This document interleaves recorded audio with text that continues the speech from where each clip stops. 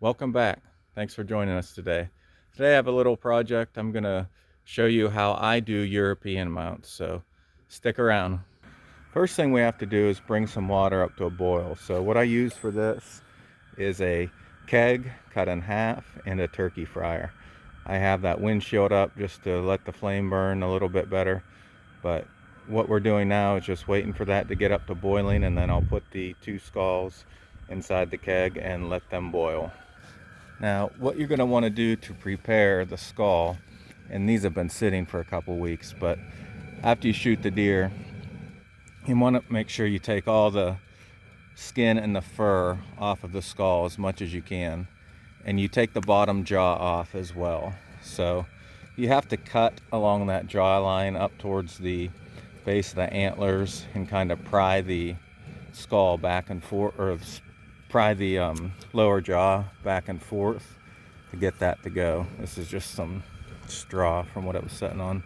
But once you do that, you remove the lower jaw, so you're just going to have the main skull and the top jaw with the teeth attached.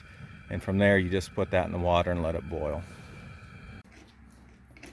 So I didn't tape a lot of it because it took a long time to get these to boil. I say they've been on for 2 or 3 hours, but after it boiled, I usually let it stay on for maybe half an hour, 45 minutes.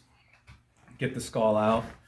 You just start picking the loose meat away, and there's going to be meat all over the whole thing, especially in here, in the eye sockets, and around the major facial bones. You pull all that out. I use pliers, little needle nose pliers. I got a chisel here, screwdriver, whatever you can find to get in all the nooks and crannies. But what I do, I pull all the big stuff out, get as clean as I can, and then I go put it back in the pot, let it boil for another 20 minutes or so. I'll take it out and do the same thing and get it cleaner and cleaner each time. I'm doing 2 today, so I've just been switching them in and out, so it's been easier. The other one I have is even cleaner than this, but you can see, get them really clean through boiling, and you can do it all in one day as opposed to like taking it somewhere for the beetles or taking it to a taxidermist. And then after I get it cleaned up like this, I'll show you how I make them super white, and it's not bleach. Bleach tends to yellow it, so we'll do that next. So this next part I've never done before, but I'm going to do it. I have these in my sink. And I'm going to clean the antlers, number one, get any blood and anything off. And then I'm going to put some soap on these because there's a lot of grease and fat. So I'm just going to lightly wash the skull with soap, and then we'll get the peroxide on. Now, to get the skulls white, you want to use this 40 volume cream peroxide developer.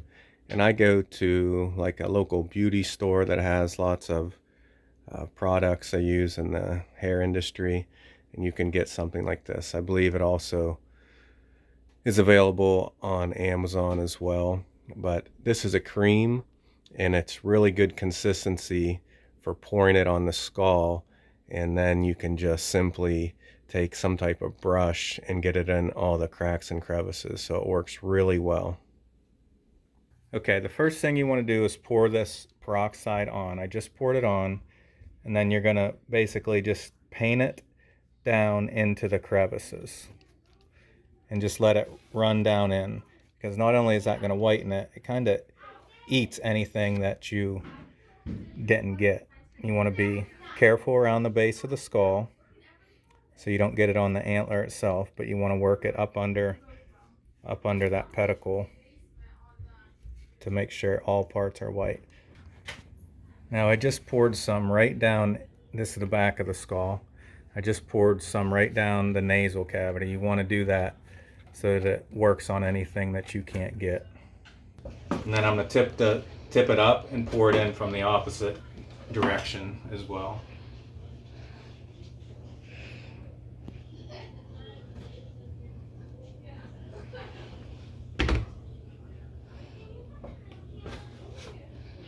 Probably should wear gloves as well.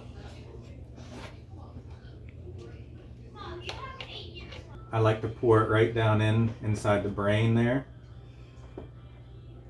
Again, that way, whatever you don't get, it's going to take care of.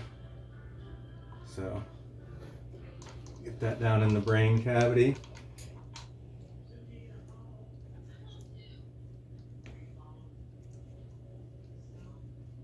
And even though you're not going to see this part of it, you still want it to turn out over the entire skull.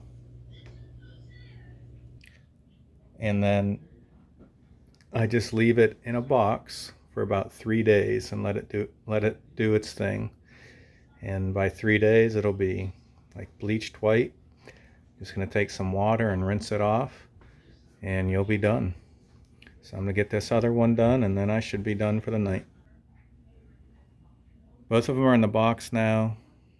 They're getting ready to just go down in the basement for a few days. I got a pretty thick coat on both of them, but I almost forgot. A friend of mine found a buck in the woods a couple years ago. He's had this. Mother Nature already did its job as far as cleaning it. I'm just going to put some peroxide on there to whiten it up a little bit more. It's pretty white already, but it's got some discoloration and some black specks in there. I'm not sure what to expect. It'll be good to see the difference between a fresh one and one something like this that you might find. So I'm going to get this one set up as well. We'll put all 3 of them in the box and check up with them in a few days. So here they are 3 days later. The one that was in the woods, this one, it was already pretty white, so it didn't change a whole lot, but look at the 2 that I worked on.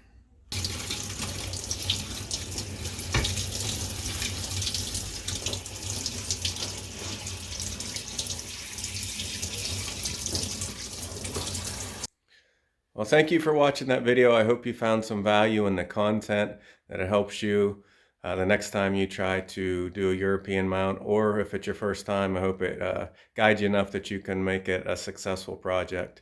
If you liked it, please like the video, and I encourage you to subscribe.